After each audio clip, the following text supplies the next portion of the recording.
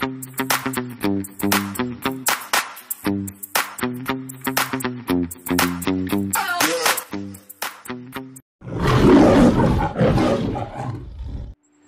dito mga idol, makita nyo na dapat sa loob ay naka-finishing talaga, no? Yung hollow block natin. Kapalan nyo din mga idol para silyadong-silyado talaga yung dumi saka yung tubig na walang pagtatagusan. O tingnan nyo, yan yung itsura ng ilalim ng ating digester. Yan kung nakita nyo. Ayun, at yun ang butas ay nasa ilalim. Yung pasukan papunta dito sa ating overflow sa labasan, ayan. Naka-finishing din yan. Yan po ito po yung sa ating digester para sa ating biogas. Ayan, at saka yung inlet natin, makita nyo doon papunta sa baba. At dito, ginagawa na nila yung pinakatakip sa ating digester. Ano po yan, yung purma sa taas para ano po yung magiging gas niya ay may sa isang direksyon talaga pataas. So ayan, ginagawa po nila. So ayan, dito tinakpan po ng plywood, lalagyan na po yan ng mga kabilya para sa pagbuhos, no, ng semento. Yan, inaayos pa po nila yan.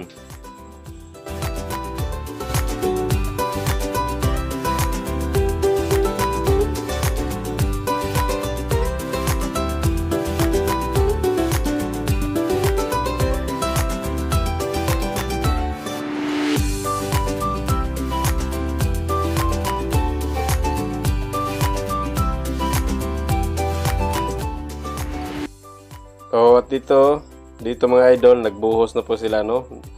Kapalan nyo taga idol dito sa taas. Dapat makapal yan yung semento dito sa taas para iwas singaw talaga.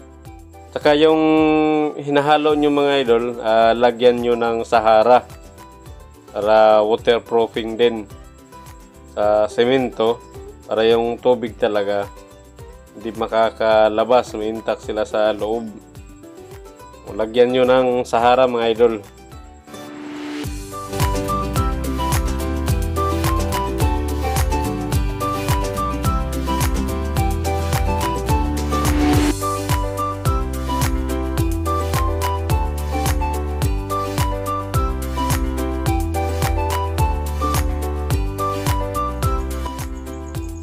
So ayan, at saka mapansin nyo sa dulo o pinakatuktok ng ating digester ay may nilagay na tayo dyan na PVC at saka may ball valve. Yan, ito na. Kasi dyan yung labasan ng ating biogas, dyan natin i-connect. Yan, maganda na.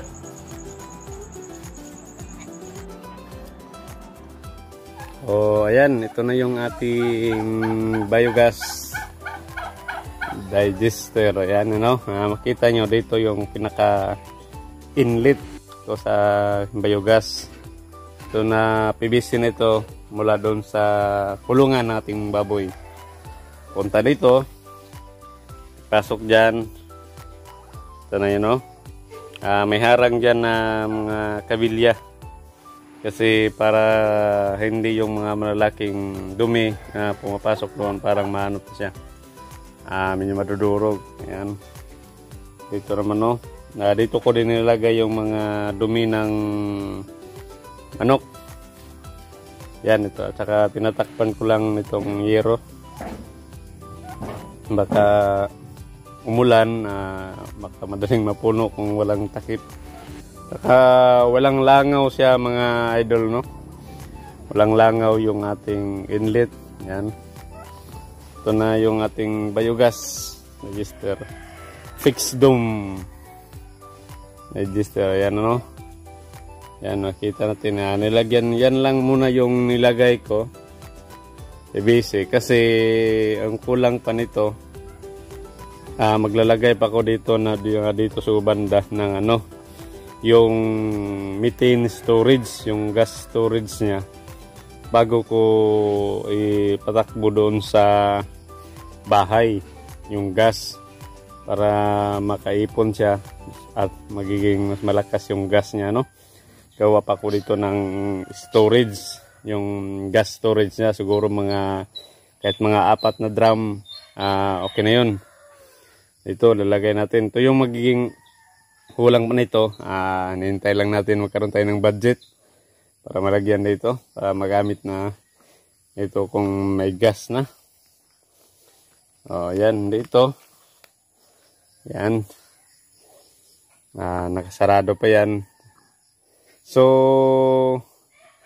ito dito, makita nyo.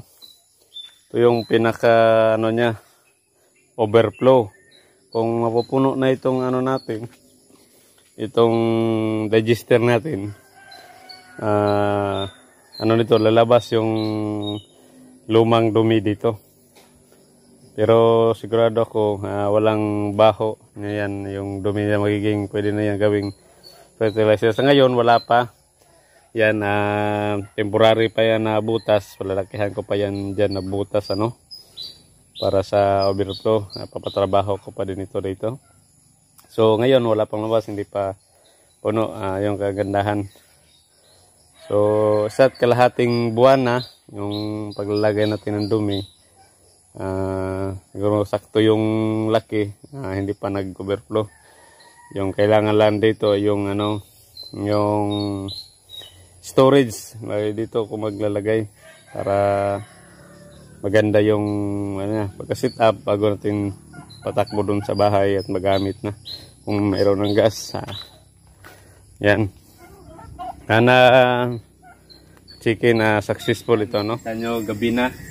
Yung paligid mas klaro kasi kung gabi na check natin kung mayroon na bang gas yung ating digester, yung ating biogas digester. Ngayon i-try natin mga idol, in just 1.5 month na pag natin simula nang nilagyan natin ng dumi ng baboy.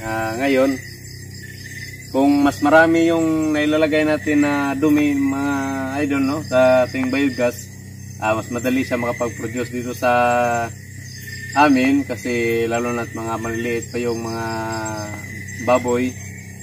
Yan, pero sa 1.5 month, ayan, may nakita na tayong gas. Ayos. Ngayon try natin ulit na may ilaw. Kita ba? Open ko lang dito. Yan, isisindihan lang natin. Yan, yan. Kita yung apoy. Medyo mahangin lang mga idol, ayun na natin. Ayos. Kulang na lang natin ito. Ay gagawa tayo ng storage. Mag-ano tayo ng drum. At natin sa tubig. Palutangin natin. Doon yung pinaka-storage natin. Tapos ipatakbo na natin, i-connect na natin doon sa ating kalan, doon sa bahay para magamit na natin sa pagluluto. Ganyan lang yung ating biogas ay walang sayang. Yung dumi ng ating hayop, ng ating baboy, nagiging turn into gas na magagamit natin sa panluto, At maraming salamat talaga dito kasi makakatipid tayo panggamit sa panluto. Yan. Subaybayan nyo lang mga idol, Kung ano pa yung mga gagawin natin dito sa ating biogas. Ayan. Effective yung ginawa natin, successful yung ginawa natin. Maraming salamat sa mga walang sawang sumuporta dito sa channel. Ayan. At abangan nyo pa mga idol sa ating mga sunod na i-upload na vlog tungkol dito sa biogas. Yung mga magiging update, para may bahagi ko rin sa inyo kung sakaling nag-alaga din kayo ng mga hayop ay makatulong din magkaroon kayo ng idea kung ano yung magiging waste management natin na mapapakinabangan natin. Ayan, maraming So ito na mga idol, pagkalipas ng isang kalahating buwan, mayroon na pong gas. Ayan, pero hindi pa siya kalakasan, abangan nyo mga idol yung part 3 sa paggawa natin ng biogas. Abangan nyo. Sorry, it's DJ.